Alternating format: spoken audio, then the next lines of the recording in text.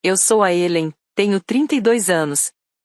Moro sozinha em uma casinha simples, com 2 quartos, em um bairro tranquilo. Nos últimos 6 anos, eu trabalho como analista de dados sênior em uma grande empresa de tecnologia. É um trabalho que me permite ficar em casa, rodeada pelo silêncio confortável das planilhas e do código. Minha vida é bem organizada, tudo planejado e previsível. É bem diferente da família bagunçada em que eu cresci. Essa é a história de como eu desmontei essa vida organizada. Não foi com drama nem briga, mas com uma simples assinatura em um contrato. Tudo começou por causa de um pedido absurdo, feito durante um jantar com carne assada. Antes de continuar, queria me conectar com você. Me conta nos comentários de onde você está assistindo e que horas são aí. É incrível ver até onde essas histórias chegam. Na minha família, os papéis foram definidos cedo e nunca mudaram. Meu irmão mais novo, Ethan, era o favorito. Meus pais, Margaret e Mark, sempre davam toda a atenção para ele. E eu era meio que a esquecida. Ou melhor, eu era a base que segurava tudo, aquela que só é notada quando algo dá errado. O Ethan, com 29 anos, dizia que era um designer gráfico em formação. Ele fala isso já fazendo há quase 10 anos. Na prática, isso quer dizer que ele nunca teve um emprego fixo. Ficava pulando entre estágios não pagos, projetos que nunca saíam do papel e trabalhos freelancers que mal pagavam as contas da semana. Mesmo assim, ele era simpático, carismático e tinha um talento incrível para convencer nossos pais de que o sucesso dele estava logo ali. Cada fracasso era só parte do caminho. Cada erro, uma lição na jornada artística. Já o meu caminho tinha que ser diferente, direto, seguro e responsável. Quando Ethan fez 18 anos, ganhou um carro novo para viajar e se encontrar. Eu ganhei um horário de ônibus e um discurso sobre economizar para comprar um carro usado no futuro. A faculdade dele, de artes, foi paga sem questionamento. Já eu tive que pagar metade do meu curso de estatística, trabalhando em 2 empregos de meio período e correndo atrás de bolsas. Meus pais chamavam isso de formar caráter. Eu chamava de injustiça. A regra nunca dita era simples, os sonhos do Ethan eram um investimento. A minha estabilidade era obrigação. Quando eu conquistava algo, a reação era sempre fria. Se formou com honras. Que bom, querida. O Ethan fez um cartaz lindo pro bazar da igreja. Conseguiu uma promoção? Legal. Você soube que o Ethan está pensando em criar um podcast? Quando eu comprei minha casa aos 28 anos, foi o maior exemplo disso. Ninguém ligou muito. Para mim, aquilo era uma grande conquista.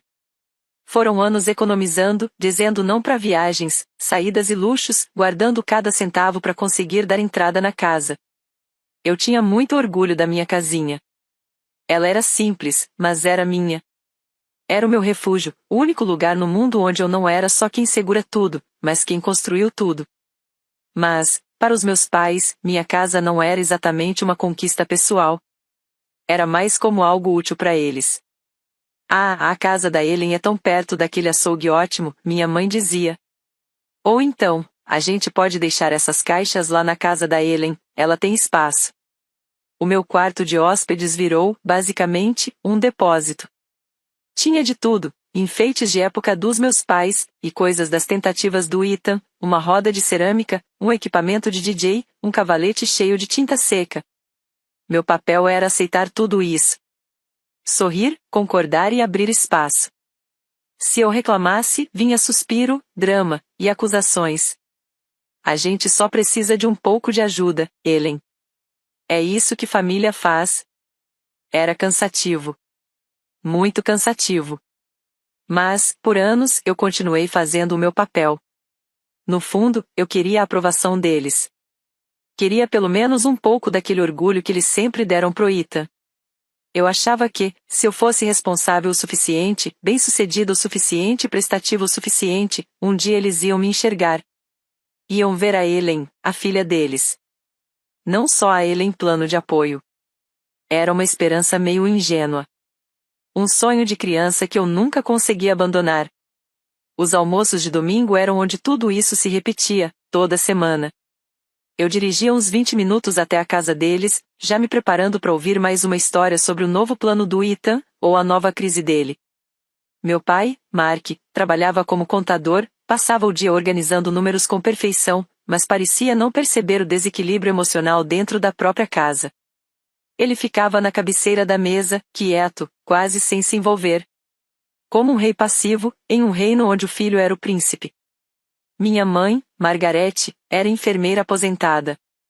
Ela cuidava da casa com muito carinho, mas só pro Ethan. Comigo, era diferente. Ela enchia o prato dele, toda preocupada, e ao mesmo tempo me perguntava por que eu parecia cansada, ou por que eu ainda estava solteira.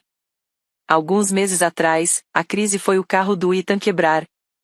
Ele disse que não tinha dinheiro para consertar, então ficou usando o meu carro por 3 semanas. Enquanto isso, eu tive que me virar com ônibus e rotas complicadas. Você trabalha de casa, Ellen, minha mãe disse, como se o meu tempo não tivesse valor. O Ethan precisa ir aos eventos dele. Eu não discuti.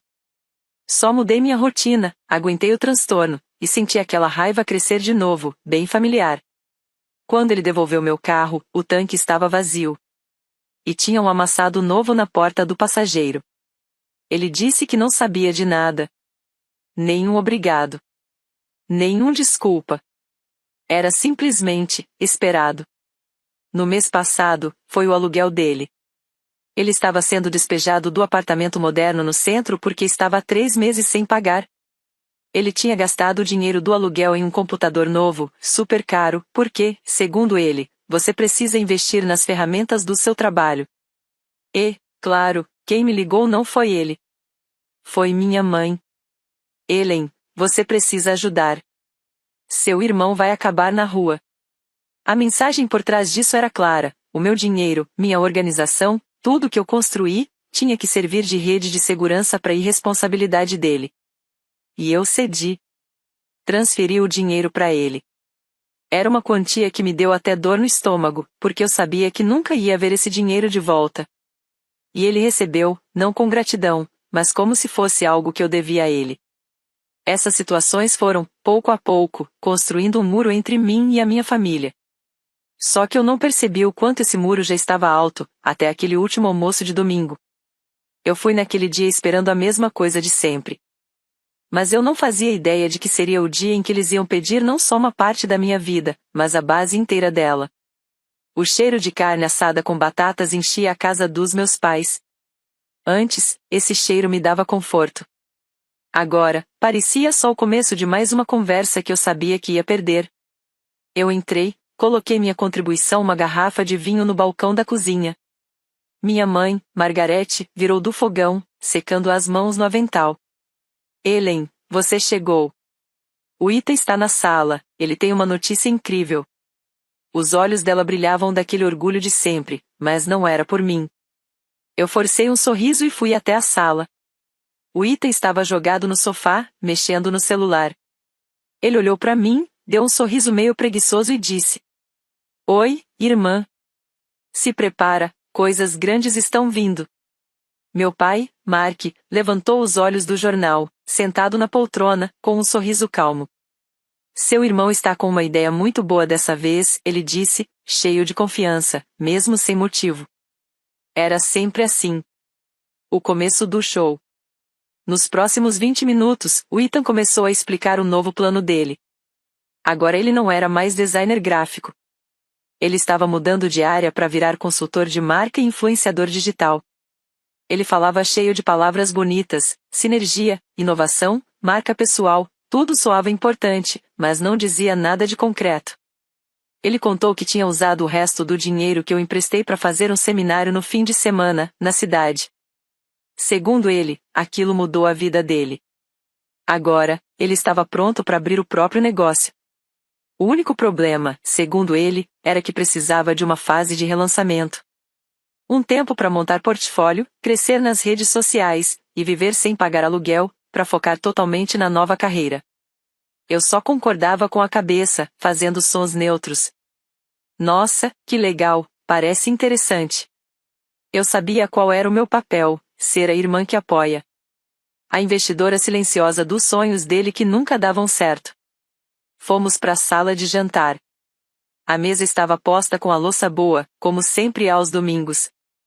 A conversa ficou leve enquanto minha mãe trazia a comida. Falamos do clima, do cachorro novo do vizinho, do golfe do meu pai. Parecia tudo normal. Mas não era. Era só uma calma falsa, antes da tempestade. Eu devia ter percebido. O clima animado demais, a grande notícia, tudo aquilo já estava planejado. Minha mãe sentou, colocou o guardanapo no colo e olhou para mim com um sorriso enorme. Bom, com todas essas mudanças, a gente pensou na solução perfeita para ajudar o Ethan a se reerguer, ela disse, animada. É o plano mais lógico. Meu pai concordou com a cabeça, já cortando a carne. Ethan se recostou na cadeira, com um sorrisinho de quem já sabia de tudo. Ele estava por dentro. Aquilo não era uma conversa, era uma decisão. E eu era a única que não sabia. Que plano? Eu perguntei, já sentindo um aperto estranho no peito. Minha mãe me olhou como se estivesse me oferecendo um presente maravilhoso. Bom, como você tem um quarto sobrando e trabalha de casa, já está resolvido. Seu irmão vai morar com você. Ela até juntou as mãos, como se o assunto estivesse encerrado. Vai ser só por alguns meses. 6, talvez 8 no máximo. Só até ele organizar o negócio dele. É perfeito. Ele vai ter um lugar tranquilo para trabalhar, e você não vai ficar sozinha naquela casa. Eu fiquei sem ar. Olhei para ela, depois pro meu pai, que continuava comendo, evitando me olhar. Olhei pro Ethan, que me encarava com um sorriso de expectativa. Ele realmente achava que tinha direito a isso. Eles todos achavam. Eles já tinham conversado, planejado, e agora estavam me contando, não perguntando. Eles não perguntaram se eu queria. Eles decidiram por mim. Minha casa, meu refúgio, estava sendo tomada. Uma onda de raiva e incredulidade tomou conta de mim. Todos esses anos sendo responsável, economizando, me sacrificando, era para isso? Para virar uma pensão gratuita pro meu irmão mimado? Vocês estão brincando, né? Eu consegui dizer, quase sem voz. O sorriso da minha mãe diminuiu. Não seja dramática, Ellen. É a solução mais lógica. Por que a gente pagaria outro apartamento para ele se você tem um quarto vazio? Não está vazio, eu disse, agora mais firme. É o meu escritório. É onde eu trabalho todos os dias. É por causa dele que eu consigo pagar essa casa. Ah, você pode trabalhar na mesa da cozinha, ela respondeu, fazendo um gesto como se não fosse nada. Você está sendo difícil. Isso é sobre família ajudando família. Seu irmão precisa disso. Agora é a sua vez de ajudar. Sua vez. Eu queria gritar. Quando que não foi a minha vez? Quando eu não ajudei? Eu paguei o aluguel dele. Emprestei meu carro. Engoli minha frustração em todos os almoços de domingo. O que mais eles queriam de mim? Eu logo entendi. Eles queriam a minha casa. O Ethan não pode morar com a gente, meu pai finalmente falou, olhando pro prato. Eu e sua mãe estamos aposentados. A gente precisa de paz. Você é jovem, consegue lidar com isso. A hipocrisia era absurda. Eles tinham criado esse homem adulto dependente e mimado, e agora que ele virou um problema para o retiro tranquilo deles, estavam jogando a responsabilidade para cima de mim. Eu virei a responsável por consertar o problema que eles mesmos passaram 29 anos criando. Eu não acredito nisso, eu disse, empurrando a cadeira para trás. Vocês não podem simplesmente decidir quem mora na minha casa. É a minha casa. Ethan finalmente falou, com um tom cheio de superioridade. Ah, Ellen, para de ser egoísta. Sua casa é grande demais para uma pessoa só. Qual é o problema? Vai ser divertido. A gente pode até passar um tempo junto. Divertido? Ele realmente achava que isso seria divertido. Na cabeça dele, eu ia continuar trabalhando todos os dias, enquanto ele dormia até tarde, usava minhas coisas, comia minha comida e vivia o sonho dele sem nenhuma preocupação. A cara de pau era impressionante. Não era um pedido. Era uma ordem disfarçada de dever de família. O meu silêncio, meus anos de aceitação, tinham feito eles acreditarem que tinham esse direito. Eles confundiram minha paciência com permissão. E ali, olhando para aqueles rostos esperando uma resposta, eu entendi algo com uma clareza assustadora. Enquanto aquela casa fosse minha, ela nunca seria só minha. Ela sempre seria o plano B deles. A segurança deles.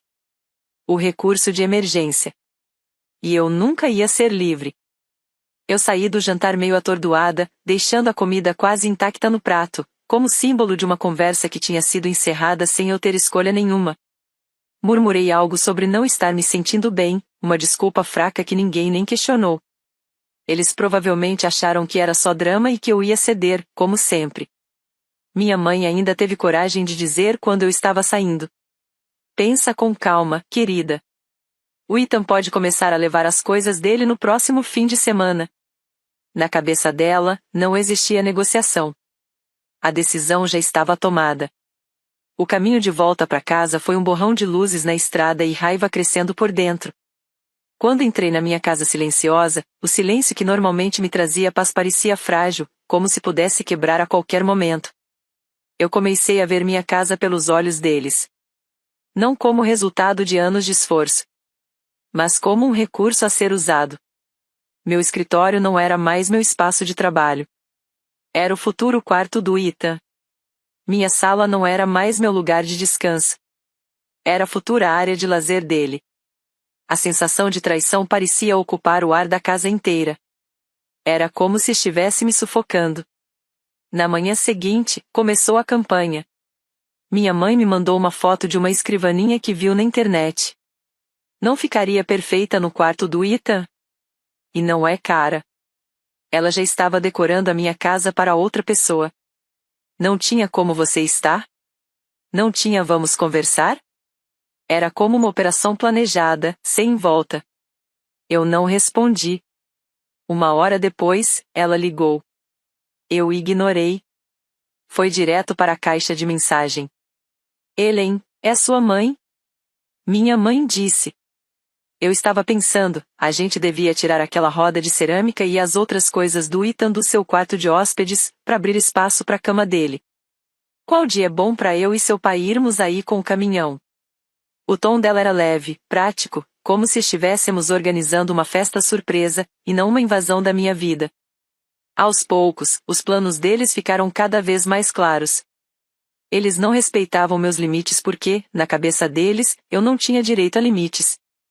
Naquele mundo deles, minha vida era tipo uma filial da empresa da família. E meus recursos eram só coisas que podiam ser usados pelo sócio principal. O Ethan. Eu passei o dia em um estado de ansiedade travada. Não consegui trabalhar, só fiquei olhando para a tela do computador. Cada notificação de e-mail me fazia pular, achando que era minha mãe com mais detalhes logísticos da invasão. Na hora do almoço, chegou uma mensagem do próprio Ethan. Oi, ainda tem aquela TV de 50 polegadas? Acho que seria melhor na sala do que a minha antiga. Tudo bem para você? Ele nem tinha se mudado ainda, e já estava escolhendo minhas coisas, mudando minha casa inteira na cabeça dele. Foi isso que quebrou meu bloqueio. A sensação de absurdo foi tão forte que virou algo frio por dentro. E virou decisão. Eu precisava falar com alguém que estivesse claramente do meu lado. Liguei para minha melhor amiga, Millie. Oi, eu disse, com a voz meio tremendo. Você tá livre? Acho que minha família acabou de tentar colonizar minha casa. A Millie era advogada. Muito inteligente e sem paciência nenhuma para besteira. Ela me encontrou num café meia hora depois. Enquanto eu contava tudo o jantar, as mensagens da minha mãe, o pedido do Ethan pela TV, a expressão dela foi mudando de preocupada para chocada, e depois para irritada. Eles o quê? Ela disse, batendo a xícara no pires. Helen, não. De jeito nenhum. Isso não é uma família ajudando família. Isso é uma relação parasita, e você é o hospedeiro. Eles te drenaram por anos e agora querem entrar na corrente da sua vida. Ouvir alguém falando aquilo tão claramente me deu um alívio estranho. Eu sei, mas o que eu faço? Se eu disser não, eles vão transformar minha vida num inferno. Vão me chamar de egoísta, vão me culpar, vão colocar a família inteira contra mim. Que coloquem, Millie respondeu, se inclinando para frente. A opinião deles não é sua responsabilidade. A sua paz mental é. Ela respirou fundo e continuou. Ellen, vou te dar um conselho jurídico bem direto, essa casa é sua. Está no seu nome. Eles não têm nenhum direito legal sobre ela. O único poder que eles têm sobre você é emocional, e eles construíram isso a vida inteira. Eu fiquei em silêncio. Está na hora de cortar essas cordas, ela disse. Cortar as cordas? Perguntei. O que isso quer dizer? Eu não posso simplesmente cortar minha família. Não significa cortar totalmente agora, ela explicou. Significa colocar um limite tão claro, tão firme, que eles não consigam ultrapassar. Um simples não ia funcionar com eles. Eles iam ver aquilo como uma negociação. Você diz não, eles respondem, e se for só 3 meses? Você precisava criar uma situação onde não fosse a única resposta possível. Uma situação onde já não fosse mais sua decisão. Ficamos conversando por mais 1 hora. A Millie me ajudou a enxergar um padrão que eu tinha ignorado por anos. Toda vez que eu cedia com o carro, com o aluguel dele, com o apoio emocional infinito, eu não estava comprando paz. Eu estava pagando entrada em pedidos ainda maiores no futuro. Eu tinha treinado minha família para acreditar que tudo que era meu, também era deles. Minha casa não era o último passo. Era só o resultado lógico de anos de condicionamento. Eles te veem como uma extensão deles mesmos, a Millie disse, mexendo no café já frio. Eles não te respeitam como uma adulta independente. Você precisa fazer algo que force eles a enxergar isso.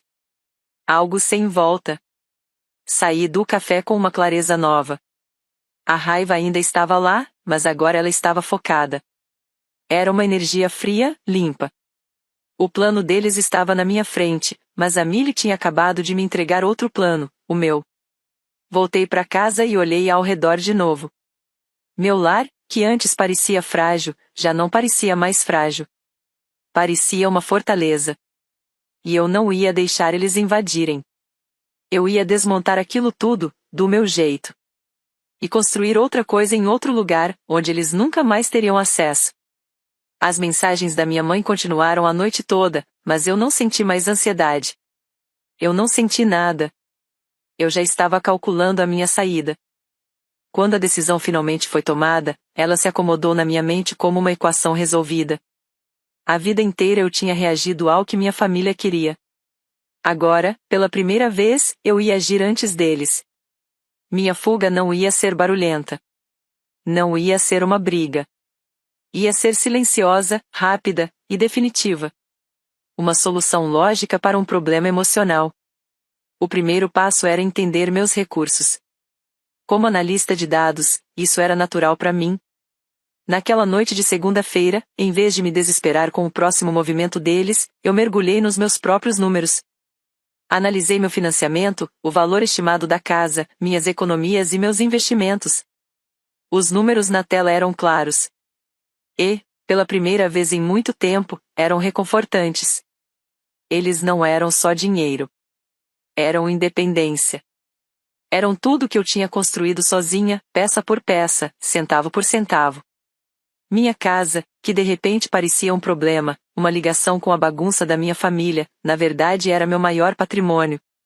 E também minha saída. O mercado estava bom. Eu poderia vender rápido e com lucro alto. Na manhã seguinte, eu liguei para uma corretora de imóveis. Não qualquer uma. A melhor da região. Uma mulher conhecida pela eficiência e discrição.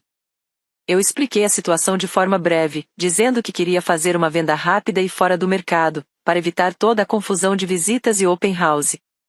Eu precisava que tudo fosse discreto. Ela entendeu na hora. Uma venda particular é totalmente possível, ela disse.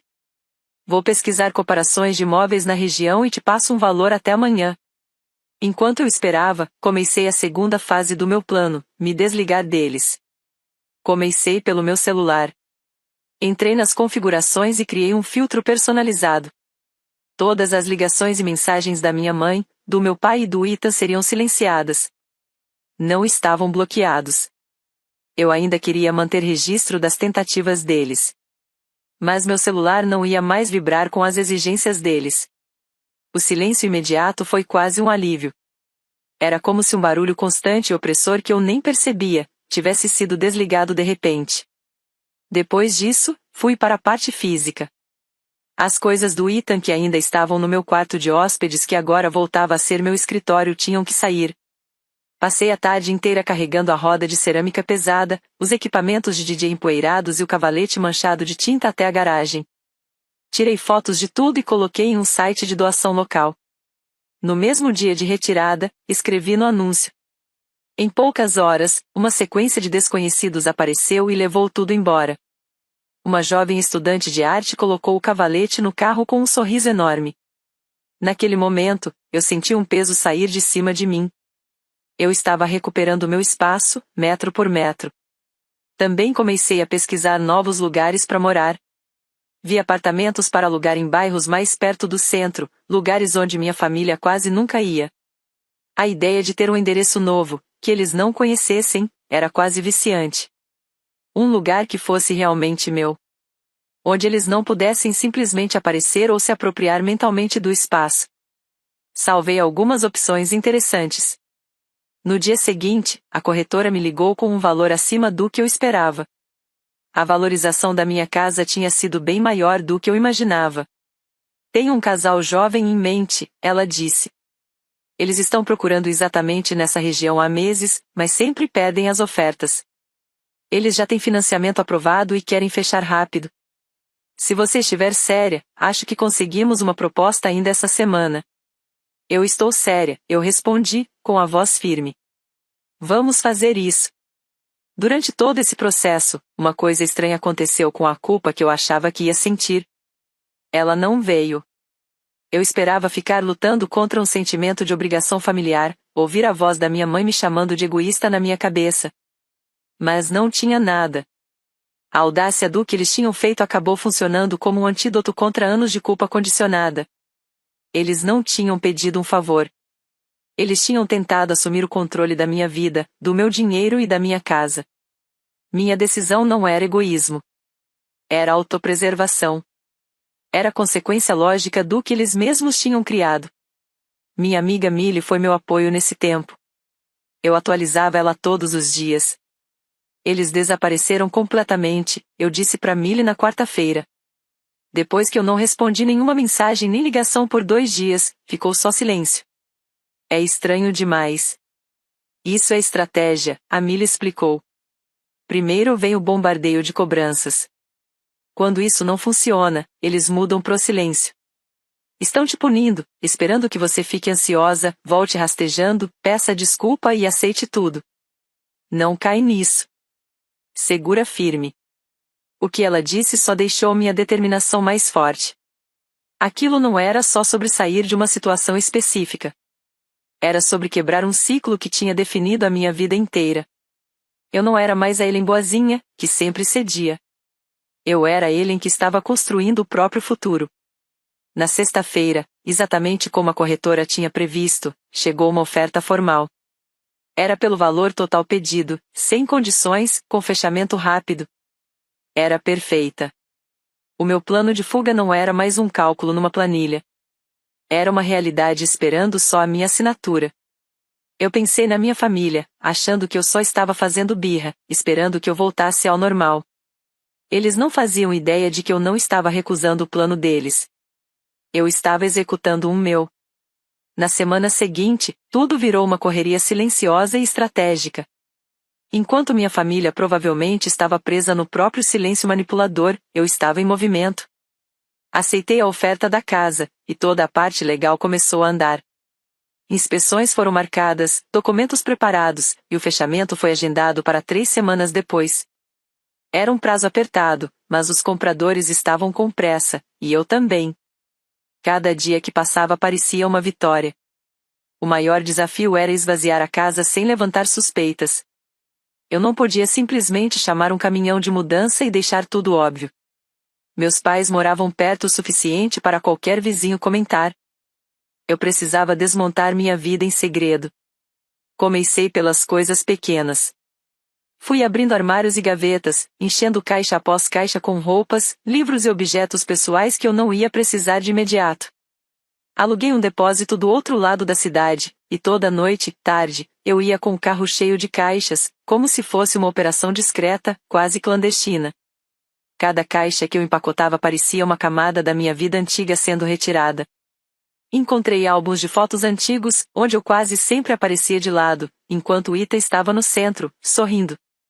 Encontrei cartões de aniversário dos meus pais com mensagens genéricas impressas, sempre com uma nota de $5 dentro mesmo quando eu já era adulta, como se eu nunca tivesse deixado de ser criança. Eu não senti saudade. Senti distância. Como se estivesse organizando o arquivo de uma vida que já não era minha. E eu fui guardando tudo. Vendi quase todos os móveis grandes pela internet. Mesa de jantar, sofá, a cama de hóspedes que nunca recebeu um hóspede, mas já estava reservada para o Ita. Eu coloquei tudo à venda por preços baixos, com a condição de retirada imediata. As pessoas ficavam felizes com o desconto, e eu ficava feliz com os espaços vazios que elas deixavam. Minha casa começou a ecoar. Já não parecia um lar, parecia um ponto de passagem. Esse ato físico de desapego foi extremamente libertador. Eu estava me desligando das coisas materiais que tinham transformado minha casa em um alvo para minha família. Durante esse período, eu também encontrei um novo apartamento. Era um lugar moderno, de um quarto só, em um prédio seguro, com uma varanda de frente para um parque.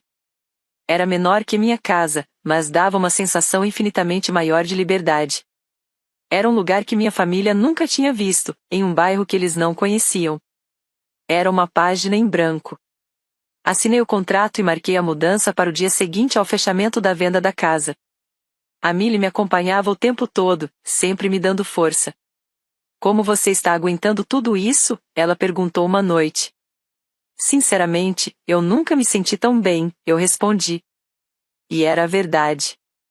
Eu me sinto leve. Por anos, achei que a aprovação deles era algo essencial para minha sobrevivência, mas eu estou sobrevivendo muito bem sem isso. O silêncio deles, na verdade, virou paz. E o silêncio da minha família era mesmo ensurdecedor. Uma semana inteira sem uma única mensagem ou ligação. Como a Millie tinha previsto, eles estavam tentando me punir, esperando que eu quebrasse sob a pressão da desaprovação deles.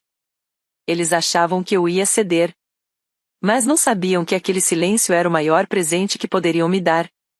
Ele me deu tempo e espaço para executar meu plano sem interferência. Finalmente chegou o dia de assinar os documentos finais da venda. Eu encontrei os compradores no escritório do advogado, um casal jovem, doce, esperando o primeiro filho. Eles estavam radiantes, falando sobre qual quarto seria o do bebê e como amavam o quintal. Ver aquela alegria genuína tirou qualquer dúvida que ainda pudesse existir em mim. Minha casa ia para uma família que iria cuidar dela, viver ali seus sonhos. Não ia virar um abrigo temporário para o meu irmão mimado. Era um final feliz para a casa, e um novo começo para mim. Eu sentei na mesa longa e polida, com uma pilha de papéis na minha frente. O advogado foi explicando cada documento, com toda aquela linguagem jurídica. Minha mão estava firme quando peguei a caneta. A cada assinatura, eu sentia como se uma corrente estivesse se quebrando. Eu não estava assinando só a venda de um imóvel. Eu estava encerrando o papel que me deram a vida inteira, o de responsável por tudo. Eu estava encerrando a ideia de que meu sucesso existia só para sustentar os fracassos do meu irmão. Estava assinando anos de obrigação, culpa e ressentimento. Estava deixando o passado para trás, para finalmente ter um futuro. Quando assinei a última página, o advogado sorriu e apertou minha mão. Parabéns, Ellen. O dinheiro vai ser transferido ainda hoje para sua conta. Eu saí do escritório sob o sol forte da tarde e respirei fundo.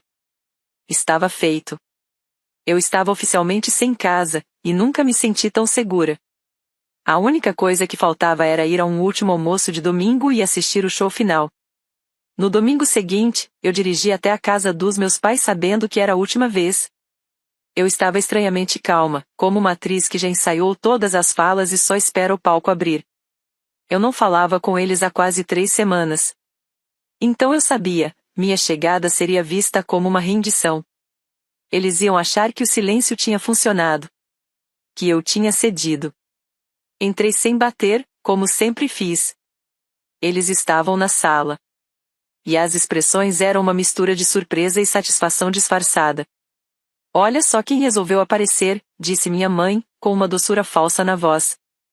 Ela tentava parecer calma, mas tinha um brilho de vitória no olhar. Oi, eu disse, tranquila, sentando na poltrona mais distante. Nós estávamos preocupados, Ellen, meu pai disse, dobrando o jornal. Era mentira. Todos sabíamos disso. Eles não estavam preocupados, estavam irritados porque eu atrapalhei o plano deles. O Ethan, largado no sofá, só deu um sorriso de lado.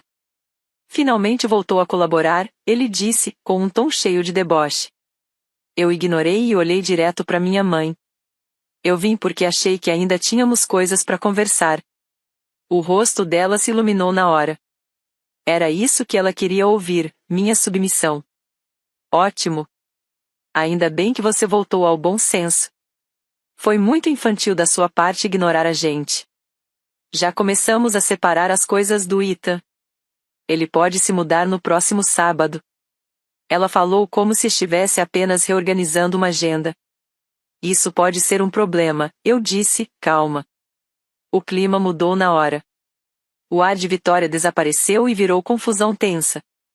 Um problema, minha mãe repetiu, a voz mais dura. Que problema? Nós te demos 3 semanas para se acostumar com a ideia, Ellen. Isso não está mais em discussão. Fomos para a mesa de jantar. O silêncio era pesado. A comida foi servida quase sem ninguém falar. Eles estavam esperando eu quebrar. Pedir desculpa. Ceder. Eu comi devagar. Com calma. Sem pressa. Deixei eles esperando. Foi meu pai quem finalmente não aguentou. Então, Ellen, ele disse, limpando a garganta. Que problema é esse que você mencionou? Eu larguei o garfo, peguei o guardanapo e limpei a boca. Olhei primeiro para minha mãe, depois pro meu pai, e por fim pro Ethan, que me encarava com irritação. Era a hora. Minha mãe entrou na frente, antes mesmo de eu falar. Antes de você começar com desculpas, Ellen, vamos deixar uma coisa clara. Seu irmão vai morar na sua casa enquanto se reergue. Isso vai acontecer. Ele precisa de um ambiente estável e você vai fornecer isso. É isso que uma boa irmã, uma boa filha faz. Eu respirei fundo, e assenti levemente, educadamente. Eu entendo completamente a posição de vocês, eu disse, com a voz calma, sem demonstrar nenhuma emoção. E vocês estão certos. Ele pode sim se mudar. Fiz uma pausa. O silêncio pesou na sala. O sorriso da minha mãe voltou, vitorioso. O Ethan se recostou no sofá, como se já tivesse vencido. Então eu completei. Claro, se os novos donos não se importarem. Silêncio absoluto. O sorriso da minha mãe congelou, e depois desmoronou em pura incredulidade. A expressão do Ethan desapareceu na hora, virando um vazio. Meu pai, sempre quieto e cúmplice, parou no meio da mordida. O garfo com purê ficou suspenso no ar. Os olhos dele se arregalaram. Ele foi o primeiro a falar, num sussurro engasgado. Donos? Minha mãe veio logo depois, com a voz aguda. O quê? Que novos donos? Do que você está falando, Ellen? Estou falando de um casal jovem muito simpático que comprou a minha casa, eu expliquei, calma. O contrato foi fechado na sexta-feira. Eu já tirei todas as minhas coisas ontem. Eles recebem as chaves amanhã de manhã. Então, como eu disse, se o Ethan quiser morar lá, vai ter que conversar com eles. Mas acho difícil, eles falaram que vão transformar o quarto em um berçário. A explosão foi maior do que eu imaginava. Minha mãe levantou de uma vez, a cadeira arrastando no chão. Você vendeu sua casa? Você vendeu sua casa sem nos avisar? Ela gritou, o rosto ficando vermelho de raiva. Por que eu teria que avisar vocês? Eu respondi, ainda calma. Era minha casa. Meu patrimônio. Minha decisão. Vocês deixaram bem claro que viam aquilo como um recurso da família, então eu decidi liquidar o recurso. Você fez isso para nos atingir, gritou o Ethan, finalmente entendendo que a vida fácil dele tinha acabado. Porque você é egoísta. Você não consegue ajudar seu próprio irmão por alguns meses. Alguns meses, eu dei uma risada curta, sincera. Ethan, você nunca ficou de pé sozinho na vida inteira. Não ia ser alguns meses. Ia ser a minha vida inteira. Eu trabalhando na minha cozinha enquanto você morava de graça no meu escritório, vivendo mais um sonho que não leva a lugar nenhum. Eu pagando a casa enquanto você o investia nas suas ferramentas de trabalho. Não, obrigada. Seu pai e eu sacrificamos tudo por vocês, minha mãe gritou, com lágrimas de raiva nos olhos. Não, eu disse, me levantando também. A minha voz finalmente mais firme. Vocês sacrificaram a minha infância, as minhas oportunidades e a minha paz por ele. Eu conquistei tudo o que tenho. Ele recebeu tudo de mão beijada. E mesmo assim vocês ainda queriam dar a ele a minha casa. O único lugar que eu construí longe de vocês. Vocês não perguntaram nada. Vocês decidiram por mim. Vocês desenharam o plano da minha vida, sem nem considerar a pessoa que ia viver nele. Então eu desenhei outro. Meu pai finalmente largou o garfo com o rosto pálido. Onde você está morando, Helen? Ele perguntou, com a voz fraca. Eu tenho um apartamento, eu disse. E não, vocês não vão saber o endereço. Vocês não vão ter chave. Vocês perderam o privilégio de saber onde eu moro. Peguei minha bolsa e fui em direção à porta. Minha mãe já estava chorando, misturando raiva com vitimismo. Meu irmão me encarava com ódio puro, sem disfarce. Meu pai só parecia, destruído. Por um segundo, eu senti algo. Mas não era culpa. Era pena. Eles tinham construído toda a dinâmica da família em cima de uma base errada, e eu tinha acabado de tirar o pilar de sustentação. Toda a estrutura estava desmoronando. Espero que tenha espaço no seu porão, mãe, eu disse, abrindo a porta. Porque parece que o Ethan vai voltar para casa de vocês. E eu saí sem olhar para trás. As semanas depois daquele jantar foram marcadas por um silêncio profundo e estranhamente satisfatório. Eu esperava uma enxurrada de mensagens, ligações agressivas, chantagem emocional, talvez até outros parentes tentando me dar lição de moral. Mas não veio nada.